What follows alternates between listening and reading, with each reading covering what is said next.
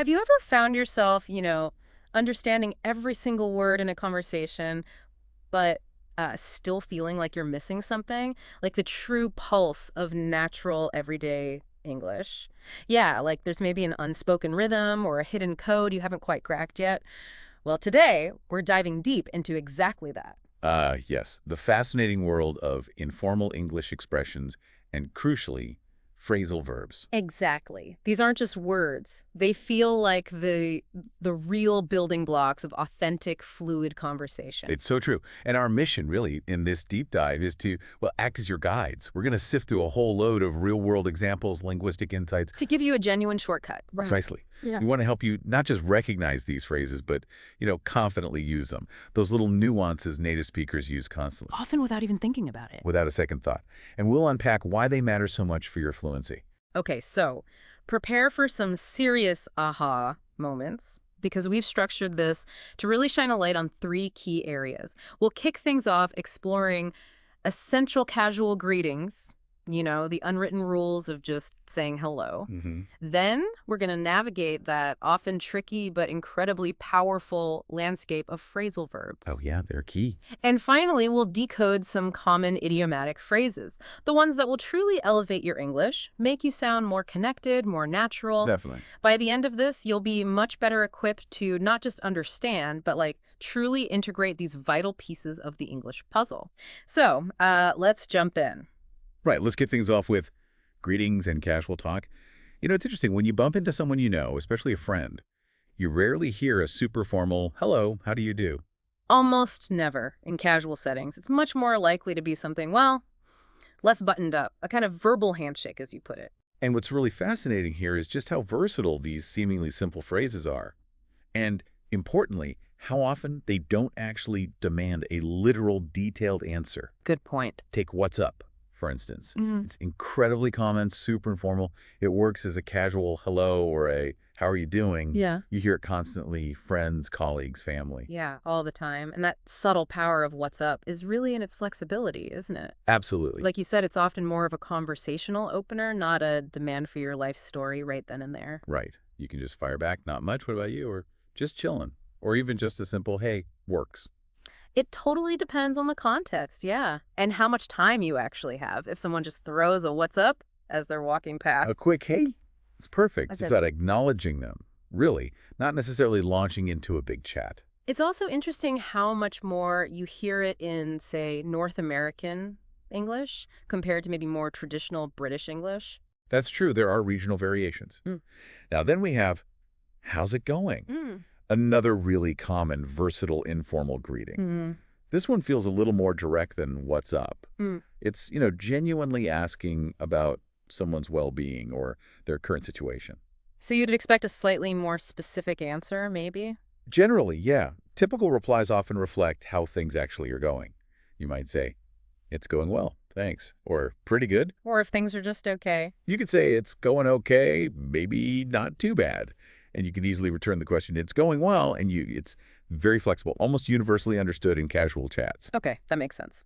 All right, let's shift gears now. Let's move on to what I think is one of the most challenging, but honestly most crucial parts of everyday English, usable phrasal verbs. Ah, the big one. Yeah, they're not just single words, are they? There are these combinations, a verb and a preposition or an adverb, that team up to create a totally new meaning. Like linguistic Legos. I like that analogy. Exactly. And they are absolutely everywhere in natural conversation. You just can't avoid them. So understanding them is really fundamental to fluency. Absolutely fundamental. If you think about the bigger picture, phrasal verbs are so deeply embedded in how native speakers talk. Yeah. They often replace single, maybe more formal verbs. Right. So, our first one for today is get along. This one's all about relationships, social dynamics. Okay. It basically means to have a friendly or harmonious relationship with someone.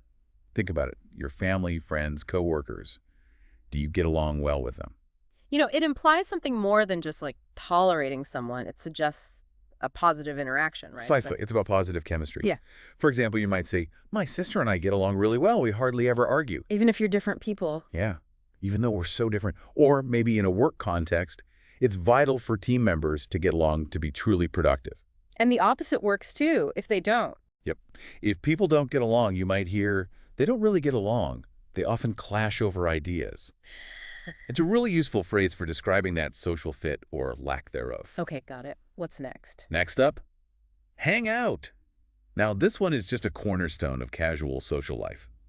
It implies spending relaxed, unstructured time together. So, not a formal meeting. Definitely not. It means spending time with someone socially, or sometimes even just relaxing by yourself, without a specific plan or, an agenda. Right. It captures that informal, often spontaneous social connection. Like, you might ask a friend, hey, do you want to hang out at the park this weekend? Just chill. Perfect example. Or you can Yeah. say, nah, I'm just going to hang out at home tonight, maybe catch up on some shows. So it's distinctly different from, say, meeting for a specific purpose, like a business meeting or a doctor's appointment. Exactly. Hang out signals a relaxed, informal gathering. It's great for describing weekend plans with friends or just unwinding solo. Makes sense. Okay, and now for a phrasal verb that can be a little tricky because it actually has multiple common meanings. Pick up. Ah, one of those multitaskers. It really is. We're going to focus on two main uses today, but just be aware it has even more layers. The first common meaning of pick up is simply to collect someone or something from a particular place. Super practical for daily life. Right, like could you pick up some milk on your way home? Exactly. Or, I need to pick up my friend from the airport later this afternoon. It's about physically collecting an item or a person. Now, what's interesting there, you mentioned this before, pickup can be separable, right? You can split it. That's a great point. Yes, it's a separable phrasal verb. You can say pick up the groceries, or you can say pick the groceries up. Both sound completely natural to a native speaker. Good to know. So what's the second meaning? The second common meaning of pick up is to learn something, usually quickly or informally. Oh, okay. It's often about getting knowledge or a skill through just being exposed to it, rather than sitting down for formal lessons. Oh, I've definitely experienced that one. Like I picked up quite a bit of Spanish just from living in Mexico for a year. No classes, just, immersion. Perfect use case.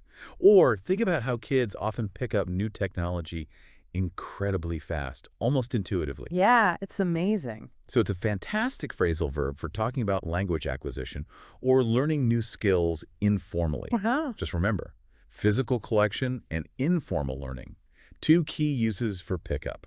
Okay, super useful.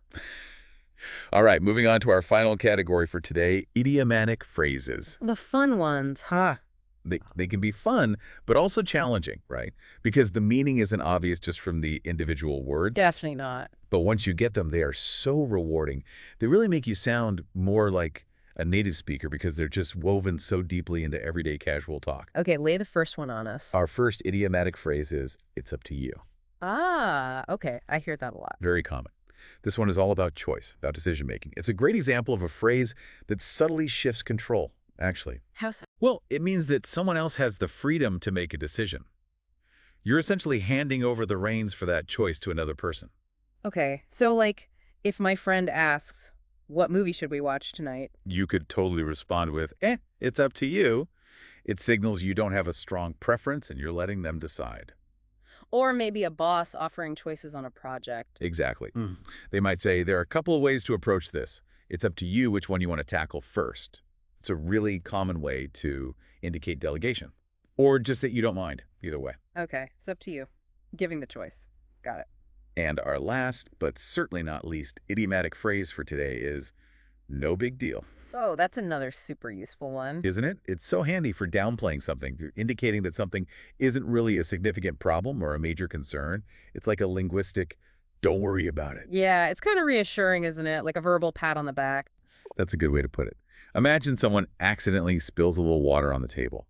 You might quickly say, oh, no big deal, meaning it's not important, don't stress about it. Right, putting them at ease. Or if someone apologizes for being, say, 5 minutes late for a casual meetup. You could calmly reply, no big deal, I just got here myself.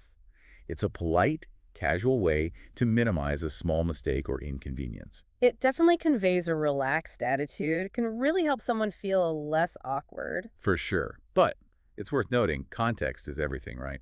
You wouldn't use it for something genuinely serious. No, definitely not. You wouldn't say no big deal if someone, like, crashed your car. Exactly.